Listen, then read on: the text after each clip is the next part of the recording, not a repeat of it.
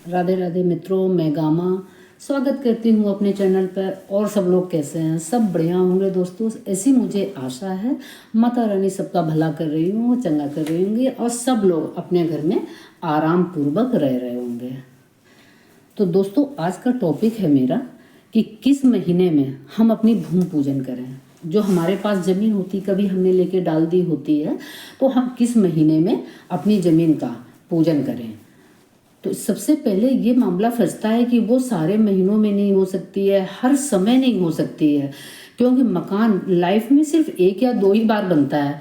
तो मकान जो होता है, भूमि पूजन होता है, वो पंडित जी से खूब अच्छे से समय निकलवा लें। और जब 24 घंटा पूरा मुहूर्त अच्छा हो तभी दोस्तों रखें, क्योंकि ज़मीन एक दो पैसे में तो आती नहीं, ज़मीन में बहुत पैसा लगता है। तो होता ये है कि जब भी हम भूमि पूजन करते हैं दोस्तों, तो हमारे सर पे ये पल्ला होना चाहिए। मैंने कुछ देखा है कि सब लोग ऐसे बैठे रहते हैं, मंदिर जाते हैं और वो सर पे पल्ला नहीं रखते हैं। तो भूमि पूजन मैं अभी बताऊंगी आगे आपको कि किस महीने में सबसे श्रेष्ठ होता है। तो सर वर ढक के, जैसे सर ढक के पहले लोग रहते थे, तो पूजा में जब भी बैठें तो ऐसे सर वर ढक के खूब अच्छे से पूजा करें। तो दोस्तों चलते हैं, आपको बताते हैं। तो हम लोगों में होता यह है कि जनवरी से नया महीना शुरू नहीं होता है। हिंदू रीति रिवाज के हिसाब से चैत्र से शुरू होता है। हम लोग अपना जो नया सब काम शुरू करते हैं तो वो चैत्र के महीने से करते हैं या उसके बाद से करते हैं, या हमारी भूमि पूजन हम लोगों के हिसाब से वो कब बन रहा है उसी हिसाब से करवाइए। अगर आपका बिल्कुल भी समय ठीक नहीं है, बन नहीं रहा और पंडित जी मना कर रहे हैं कि आप इस पे मत करवाइए, तो दोस्तों बिल्कुल भी कराने की ज़रूरत नहीं है।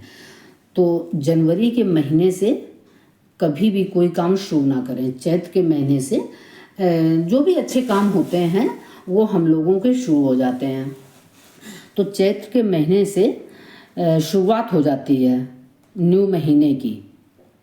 और ये मकान के लिए समय बिल्कुल भी सूट नहीं करता है। जो चैत्र मास होता है दोस्तों, ये मकान के लिए, ज़मीन कोई भी है, भूमि पूजन करना है, नया मकान बनवाना है, फ्लैट लेना है, तो ये बिल्कुल भी चैत्र मास सूट नहीं करता है, वो बिल्कुल भी सूट नहीं करता है।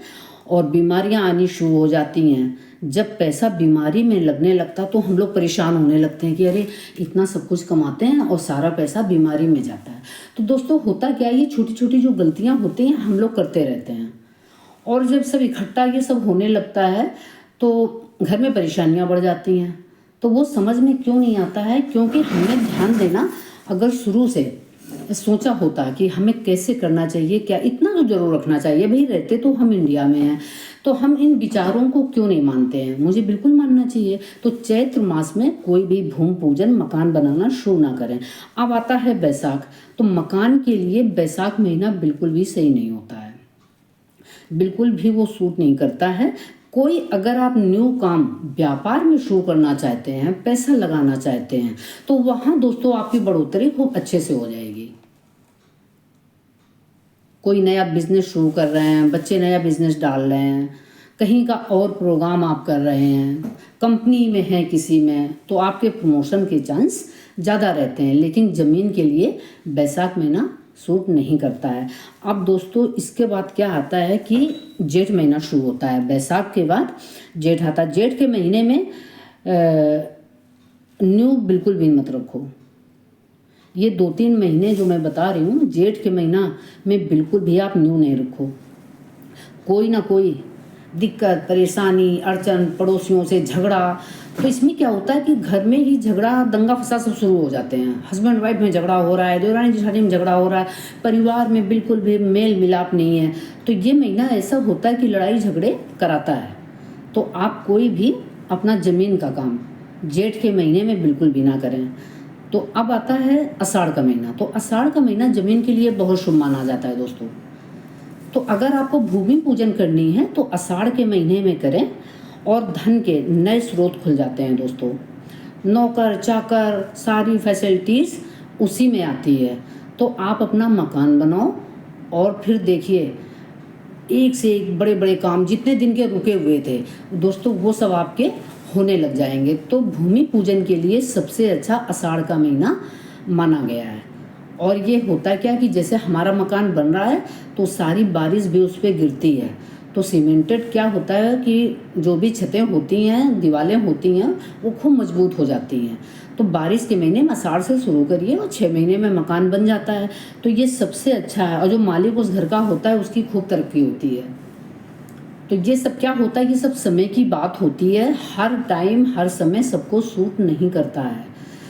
तो इसलिए आप आषाढ़ के महीने में आप अपने मकान की शुरुआत कर सकते हैं। और फिर देखिए जो उस घर के मालिक हैं उनकी बढ़ोतरी कैसे होती है, दिन दूनी रात चौगुनी होती है। और गलत समय में कोई डिसीजन कभी ना लें। तो श्रावण में सबसे अच्छा मुहूर्त होता है दोस्तों मकान बनवाने का। और वीडियो पसंद आया है तो लाइक करके जाइएगा, न्यू है सब्सक्राइब कर दीजिए, शेयर कर दीजिए। और मिलते हैं न्यू वीडियो के साथ, तब तक अपना ख्याल रखिए। Tata bye bye.